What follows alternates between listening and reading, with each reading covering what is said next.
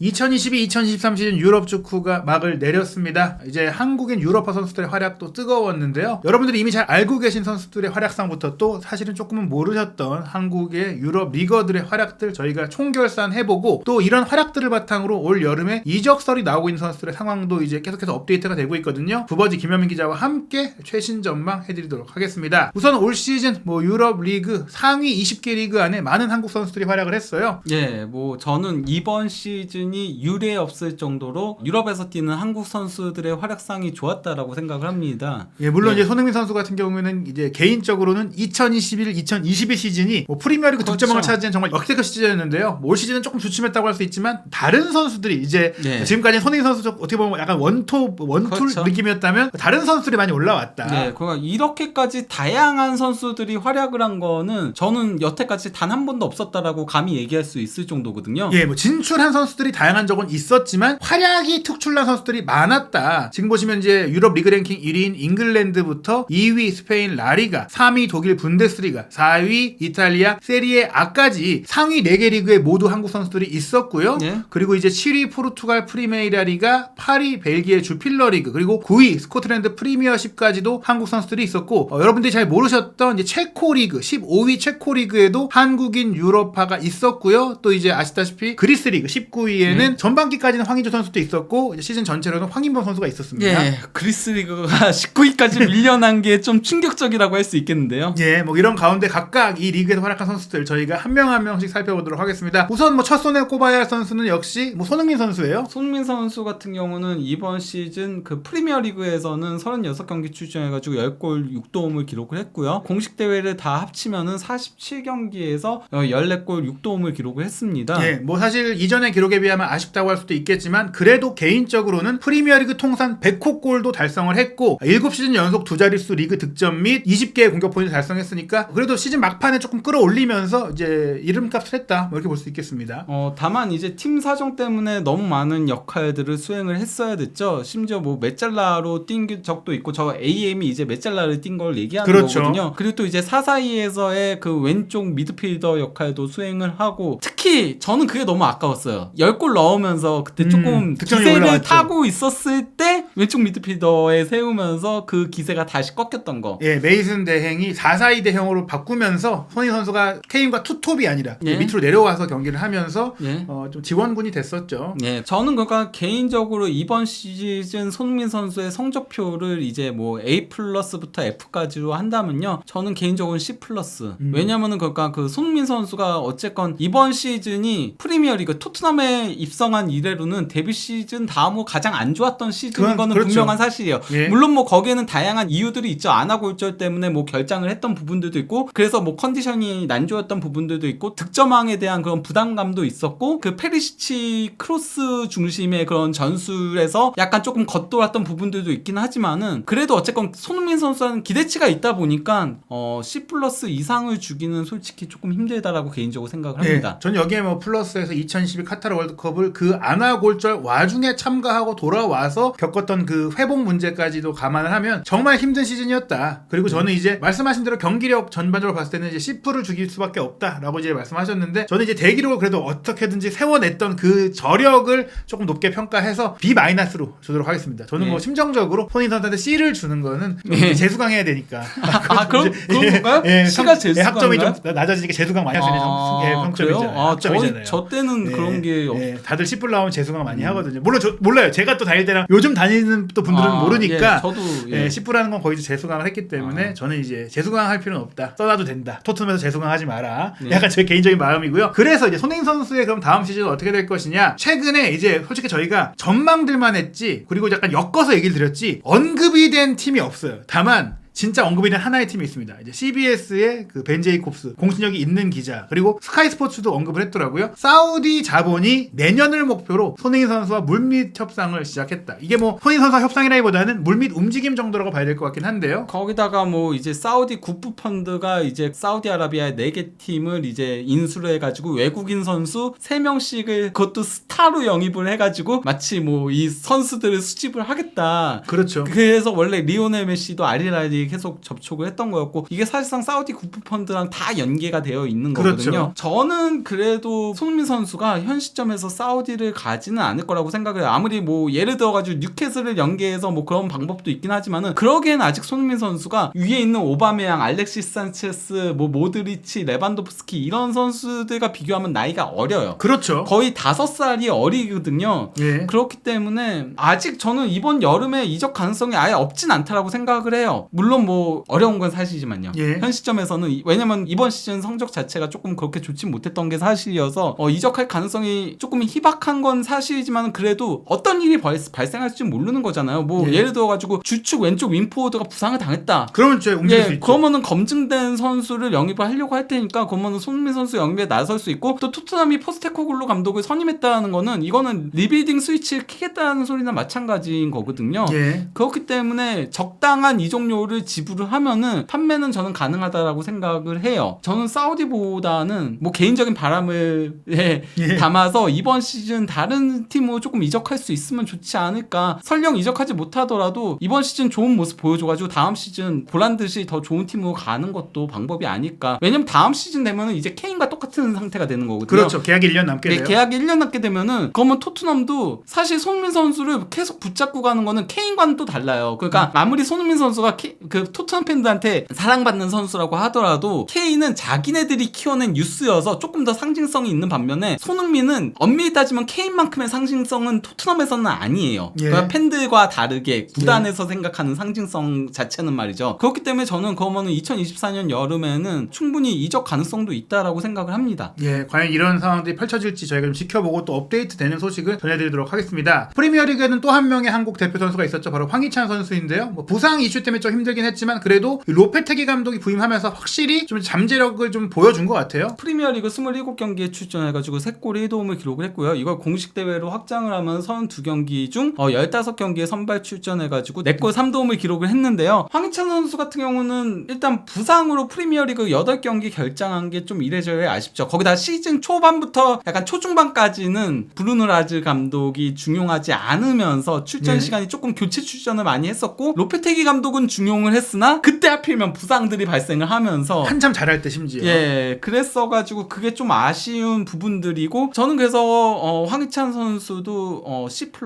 예. 왜냐면은 부상이 안타까운 일이라고 하더라도 그것도 포함을 시켜야 된다라고 생각을 하고 거기다가 이제 황희찬 선수가 롤플레이 역할을 굉장히 잘했죠. 로페테기 감독 밑에서. 그래서 로페테기 감독이 그것 때문에 중용한 거긴 하지만은 그래도 공격수 포지션에서 뛰었는데 공격 포인트는 좀 부족한 거는 분명한 사실이거든요. 그렇기 때문에 B까지 올리기는 조금 애매한 부분은 있다라고 개인적으로 생각합니다. 저도 황희찬 선수는 마찬가지로 생각을 해요. C+를 줄 수밖에 없다. 왜냐면 재수강 해야 된다. 울브스에서 한 번 더 해야 될 정도다. 여기서 이제 다 못 보여줬다. 저는 손흥민 선수 같은 경우에는 그래도 다 보여줬다고 생각을 했기 때문에 약간 그런 이적의 생각까지 담아서 얘기 드린 거고 이제 제가 주는 기준에서는 원래는 더 낮았어야 할 시즌이었는데 이제 로페테기 감독 부임 이후에는 보여줬다. 그래서 C+를 받을 만했다. 그런 가운데 사실 저희가 뭐 이제 앨런 딕슨 기자의 독점 정보였죠. 본인이 패트리온에 올려서 유료로 소개했던 뉴캐슬과 엑스턴 빌라가 유럽 대항전에 나가면서 백업 자원으로 황희찬을 노린다. 그리고 로마도 노린다. 뭐 이런 보도들이 있었는데 황희찬 선수가 이제 이번 시즌을 마치면서 울브스 홈페이지 구단 그 미디어와 공식 인터뷰를 통해서 나는 뭐 남을 거고 다음 시즌 유럽 대항전 진출을 노리겠다 이런 얘기를 했는데 저도 뭐 지금 뭐 로페테기 감독이 뭐 FFP 문제가 있다고 해도 황희찬 선수를 매각 대상으로 놓을 것 같지는 않아요. 뭐 당장 디에고 코스타 같은 고연봉 선수를 처리해도 어느 정도 해결은 될 거라고 보고 또 네베스는 거의 나가는 게 유력해 보이잖아요. 근데 네베스는 현재 그 바르셀로나의 그 선택을 기다리고 있다는 보도들이 나오고 있더라고요. 내부 정리를 해야 되니까. 그러면은 너무 늦어지지 않을까. 저는 차라리 네베스 왜 바르셀로나 가도 사실 확실한 주전이라고 보기도 애매한 부분이 있고 바르셀로나가 워낙 미드필더가 쟁쟁하잖아요. 뉴캐슬이나 이런 데 가면 정말 딱 맞춤형이라고 생각을 하는데 뭐 이적 시간이 진행되면서 이런 상황들도 정리가 될 것 같은데 어떤 선수들이 나가든 황희찬일 가능성은 좀 낮다. 그리고 네베스만 팔더라도 충분히 뭐 이적료 회수가 어느 정도 될 거고 또 이제 뉴네스 같은 선수들도 빅클럽과 계속 연결이 되고 있으니까요. 그래서 저는 황희찬 선수는 로페테기 감독이 중용을 하고 하고 있으니까 다음 시즌 로페테기 감독 밑에서 조금 더 조련을 받으면서 예.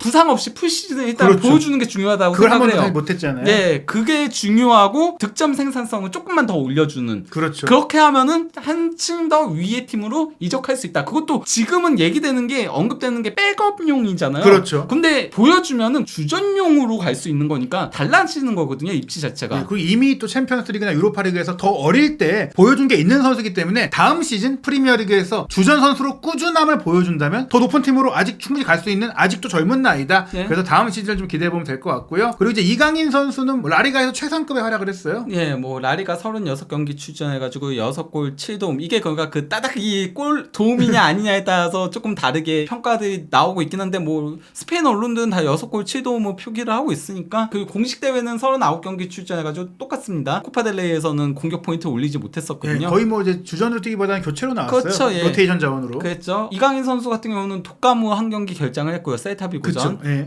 그리고 또 이제 징계로 바르셀로나전 한 경기 예. 결장한 거 제외하고는 전 경기 출전을 했다라고 할 수 있죠. 예, 아주 꾸준한 시즌이었고 최고의 시즌이었다. 뭐 이미 이강인 선수는 저희가 네. 세부적으로 격리를 해드렸는데 저는 뭐 이강인 선수 일단 성적표부터 얘기를 하자면요. A+.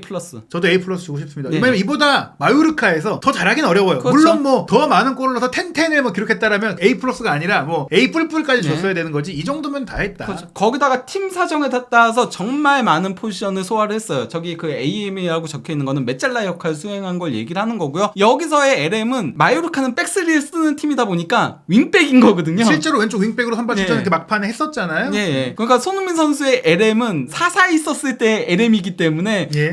측면 미드필더지만은 이강인 선수는 윙백으로 뛰었던 거기 때문에 이렇게 정말 다양한 역할들을 수행을 하면서도 어디서 뛰건 자기 역할을 다 해줬기 때문에 팀의 에이스 역할을 했기 때문에 A뿔을 줄 수밖에 없다고 예. 생각합니다. 여기서 A+을 안 주는 게 논란일 것 같아요. 왜냐하면 이제 마르카가 이제 베스트 11을 뭐 골드, 실버, 브론즈로 나눴을 때 실버로 들어갔는데 네. 이 실버가 결코 이제 무시할 만한 성과가 아니다. 벤제마가 있는 실버다. 그렇죠. 예, 거기다가 뭐 판타지 리그에서는 아예 베스트 11에 이름을 올리기도 했고요. 예, 그런 가운데 이제 이강인 선수는 당당히 라리가 최고의 선수 중에 한 명으로 인정을 받았고 네. 마요르카에서는 이론에 여지 없는 최고의 선수였죠. 예, 10점 만점에 10점을 줬죠. 예, 마요르카 지역 언론 디아리오 마요르카에서 이제 선수 평점을 매겼는데 여기서 점수 깎으면 사람 아니죠. 심지어 엘크락이라고 표현을 했어요. 예. 뭐냐? 크랙, 그러니까 차이를 만드는 선수, 에이스였다는 얘기입니다. 예. 사실 이제 이강인 선수는 이미 뭐 이적설이 계속해서 나오고 있는데 이제 저희가 이런 결산을 하면서 새롭게 보도가 나와서 소개를 드리고 있어요. 풋볼 데스테 마요르카라는 마요르카 지역의 인터넷 매체인데 여기도 그 OK 디아리오의 또메우 마우라 기자가 기고하고 있더라고요. 네. 이 기자가 결국에는 마요르카를 담당하는 기자 같은데 네. 저희가 이미 뭐 선수를 포함한 협상이 이루어지고 있다. 마요르카와 아틀레티코가 협의 중이다라고 말씀드렸는데 새로운 정보가 업데이트된 걸 따르면 마요르카가 아틀레티코 마드리드에 요구한 것은 현금은 1200만 유로로 괜찮다. 다만 리켈메를 임대가 아니라 완전 영입으로 주고 임대 선수 한 명을 더 달라. 뭐 이런 거 요구를 했다고 네. 합니다. 대신 뭐 리켈메한테 바이백 조항을 넣겠다라는 얘기들이 있다라고 예, 하죠. 그러니까 너네들이 좀 잘하면 좀 비싸게 사가. 즉 그 이적료로 애초에 원했던 2천만을 채우겠다. 거의 이렇게 보면 될 것 같아요. 그러면서 뭐 시세 차익을 조금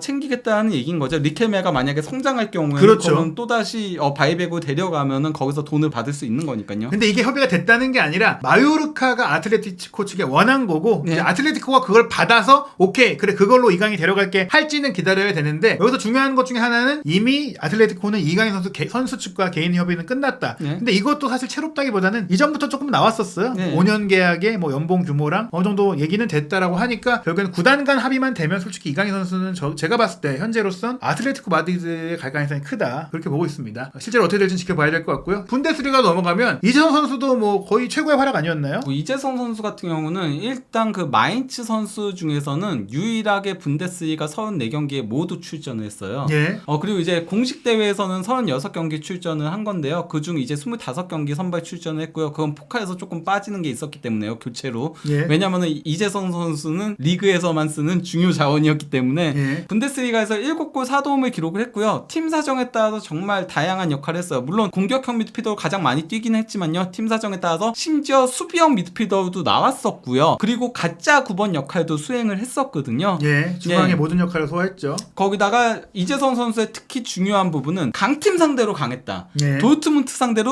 1골 1도움을 2경기에서 기록을 했고요. 2경기 예. 모두 공격 포인트를 올리면서 도르트문트 팬들의 원성을 자아냈었고요. 있고요. 우승을 막았으니까요. 그렇죠. 도르트문트가 사실 우승하는 걸 그걸 딱 막은 게 이재성 선수였고 또 바이에른 상대로도 굉장히 좋은 활약을 펼치면서 원래는 투엘 발목부터 잡는 줄 알았었거든요. 그때 예. 또 3대1로 마인츠가 역전승을 거뒀었으니까요. 예. 그때 공격 포인트는 없었지만은 골에 기점이 되는 플레이들을 했었기 때문에 이재성 선수는 저는 굉장히 좋은 활약을 펼쳤다라고 보고 좀 아쉬운 부분이 있다면은 부상을 달고 뛰었었기 때문에 시즌 그렇죠. 내내 그래서 교체 출전한 경기들도 있었고 그 선발 출전해도 대부분을 교체 아웃되긴 했었어요. 그러니까 그렇죠. 60에서 70분경에 교체 아웃되는 일들이 있었거든요. 그런데 저는 그게 어떤 의미에서는 더 대단하다고 생각해요. 부상을 달고 뛰었는데 전 경기에 나왔어요. 어쨌건 활약을 했어요. 좋은 활약을 펼치면서 두 자릿수 공격 포인트 올렸어요. 저는 이런 점들 고려하면 이재성 선수는 A 마이너.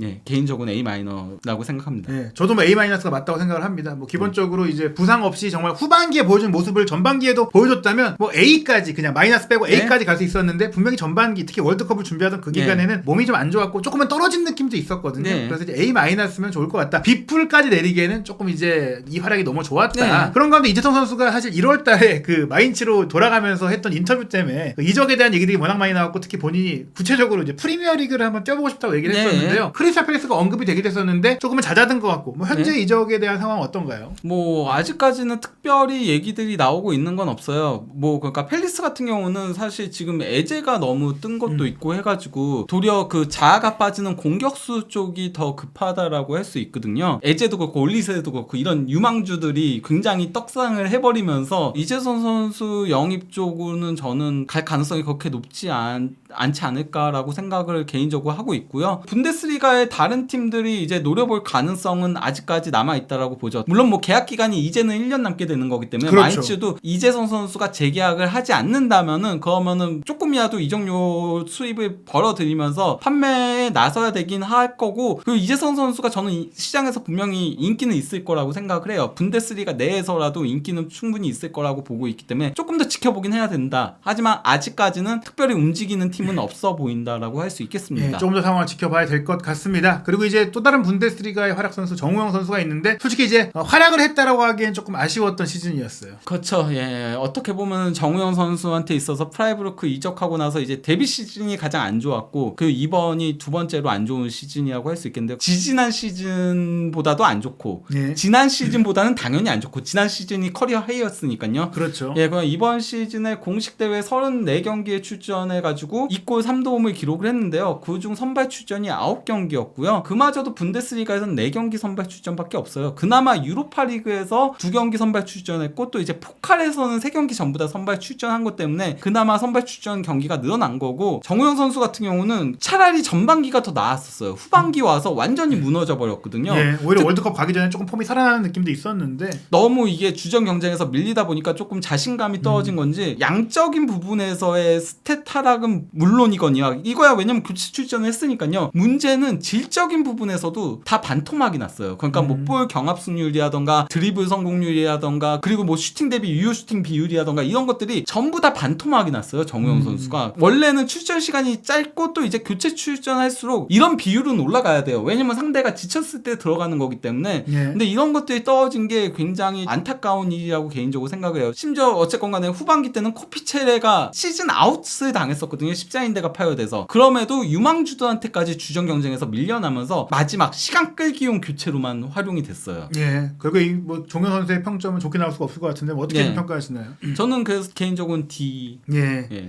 뭐 F까지 주기엔 가혹하니까 이제 골도 넣었는데 낙제를 시킬 수는 없으니까 저도 D로 하도록 하겠습니다. 정영 선수는 뭐 저희가 이전에 소개해드린 영상에서 슈투트가르트가 원하고 있다는 얘기들이 나왔거든요. 예. 아마 뭐 주전이 가능한 팀으로 본인도 좀 이적을 추진하고 싶을 것 같아요. 예, 프라이브루크 이적했을 때 그때 이제 못 나와가지고 바이에른 2군으로 임대를 가가지고 다시 이제 살아났던 케이스가 있었잖아요. 네. 그리고 그때 감독이 바로 세바스티안 헤네스였거든요. 네. 저는 슈투트가르트로 갔으면 좋겠어요. 제발 됐으면 좋겠어요. 왜냐면 세바스티안 헤네스 감독이 정우영 선수를 너무나도 잘 알고 있고 너무나도 잘 쓰는 감독이다 보니까 그 감독 밑으로 가면은 충분히 다시 좋은 모습을 보여줄 수 있을 거라고 생각을 하기 때문에 예. 예, 개인적으로는 그랬으면 좋겠습니다. 네, 상황을 좀 지켜봐야 될 것 같고요. 워낙 이제 2022-2023 시즌에는 유럽 리그에서 뛴 선수들이 많다 보니까 저희가 또 이제 간략하게 다 하고 넘어갈 수가 없었던 것 같아요. 분량이 좀 길어져서 저희가 김민재 선수부터 또 체코 리거인 김승빈 선수 그리고 올림피아코스에서 엄청난 활약을 펼친 황인범 선수의 이야기 등 다른 선수들의 이야기는 2편에서 소개해드리도록 하겠습니다. 여기에 뭐 박지수 선수라든지 또 황희조 선수의 여름 이적 상황 등 새로운 소식도 준비하고 있으니까요. 2편까지 정주행 부탁드립니다.